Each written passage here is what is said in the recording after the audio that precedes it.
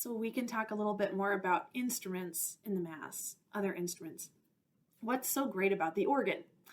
Since gaining acceptance for liturgical use in the Middle Ages, the organ has been esteemed for its contribution to sacred music. Its method of producing sound recalls the human voice itself, which the Church has given primacy in her worship. Its use over the centuries in a solo and supportive role has given the organ a unique status above all other instruments. In 2006, when he had occasion to bless a new organ, Pope Benedict XVI remarked, quote, "The organ has always been considered, and rightly so, the king of musical instruments, because it takes up all the sounds of creation and gives resonance to the fullness of human sentiments, from joy to sadness, from praise to lamentation. By transcending the merely human sphere, as all music of quality does, it evokes the divine. It is capable of echoing and expressing all the experiences of human life. The manifold possibilities of the organ in some way remind us of the immensity and the magnificence of God." End quote. Pius XII. Besides the organ, other instruments can be called upon to give great help in attaining the lofty purpose of sacred music, so long as they play nothing profane, nothing clamorous or strident, and nothing at variance with the sacred services or the dignity of the place.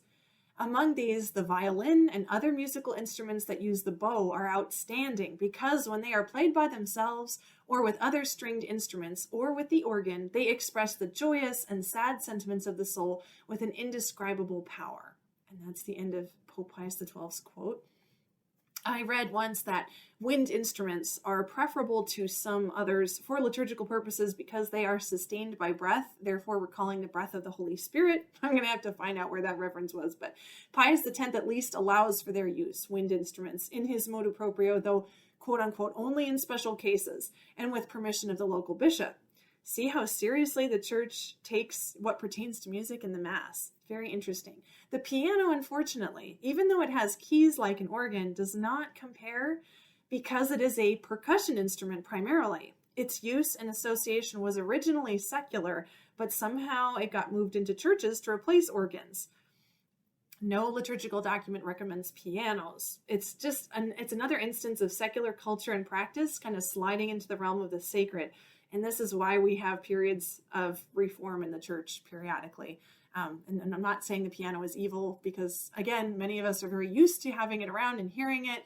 It's an easier instrument to accommodate than the organ. But again, it's like, this isn't about easy. It's about, what is the ideal and what can we best do to achieve that? And the sacred documents of the Church do say that if there's only the human voice alone at any celebration of the highest dignity, liturgical celebration, it is perfectly sufficient to assist at that liturgy with only the human voice and no other instrumentation. So we often think, if we're not accompanied, it just sounds so naked, or it can't be sufficient because, it's not the ideal. But that's actually not what the Church says in her liturgical documents. The human voice is the ideal. It's the primo. So if you have that, you are already doing just fine. If you have instruments and that augments the other music, that's perfectly fine too. And there's always exceptions made for when the organ is needed to support the singing, like even in Advent and Lent, when the organ isn't supposed to be played. It's permitted if it's needed to sort of support the congregational singing, but not, played on its own, just to be listened to, So it's really interesting how that is handled. So between chant, polyphony, hymns, and approved musical instrumentation and accompaniments, and within each of those categories, there is such a wealth of truly sacred and amazingly beautiful options, a veritable kaleidoscope of variety at our fingertips in an inexhaustible amount. So truly we are rich as Catholics to possess such a musical heritage that's ever ancient and ever new. Some words about the liturgical musician themselves. Again, from Musicae Sacrae by Pope Pius XII, there are just some wonderful words that he has for the sacred musician that I wanted to share with you. Quote, "Since the freedom of the artist is not a blind instinct to act in accordance with his own whim or some desire for novelty, it is in no way restricted or destroyed, but actually ennobled and perfected when it is made subject to the divine law. Since this is true of works of art in general, it obviously applies also to religious and sacred art.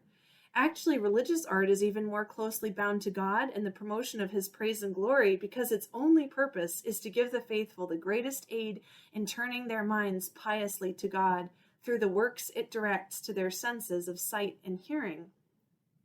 The artist who is firm in his faith and leads a life worthy of a Christian, who is motivated by the love of God and reverently uses the powers the Creator has given him, expresses and manifests the truths he holds and the piety he possesses so skillfully, beautifully, and pleasingly in colors and lines or sounds and harmonies that this sacred labor of art is an act of worship and religion for him. It also effectively arouses and inspires people to profess the faith and cultivate piety. All who use the art they possess to compose such musical compositions, to teach them or to perform them by singing or using musical instruments, undoubtedly exercise in many ways a true and genuine apostolate. They will receive from Christ the Lord the generous rewards and honors of apostles for the work they have done so faithfully. Consequently, they should hold their work in high esteem, not only as artists and teachers of art, but also as ministers of Christ the Lord and as his helpers in the work of the apostolate. They should likewise show in their conduct and their lives the dignity of their calling. May it thus come about that the Christian people begin even on this earth to sing that song of praise it will sing forever in heaven, to him who sits upon the throne and to the Lamb, blessing and honor and glory and dominion forever and ever. End quote from Musicae Sacrae, and a little article from Sacrosanctum Concilium, Chapter 1, Article 29. Members of the choir also exercise a genuine liturgical ministry. They ought therefore to carry out their functions with the sincere piety and decorum which is appropriate to so exalted a ministry and which God's people rightly expect. Consequently, they must all be deeply imbued with the spirit of the liturgy, and they must be trained to perform their functions in a correct and orderly manner. End quote. I found out from a music workshop that was given in one of our parishes. The presenter explained that in the temple in Jerusalem, a singer was not allowed to actually sing at a temple service until they had been trained for 5 years before that. So when you just have someone walk into your church randomly and they're like, oh, I just moved here and I just want to sing. Can I take a mass? I can cantor. And it's like awesome that they're, just putting themselves forward like that. But you don't have to feel bad about kind of giving them a little time to, see where they're at and like give them a little bit of cultivation formation, because a lot of liturgical musicians have not had a really great grounding in what sacred music requires and how it should be rendered. And so, yeah, you definitely don't have to feel bad about that, because the liturgical stipulations of the church herself really call for something to be dignified and well done.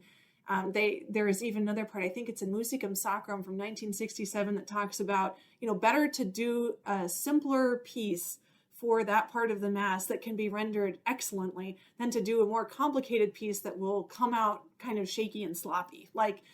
Obviously you just don't nail it every time, accidents happen, but it's like, don't try too hard and push your musicians farther than what they're ready for, because it's better to just do something simple and solemn and dignified that's going to really aid in the liturgical celebration, rather than to maybe try too hard to succumb to a temptation of showiness, if you will, like, oh, we can do this. And you just kind of go in places that you're not really ready for.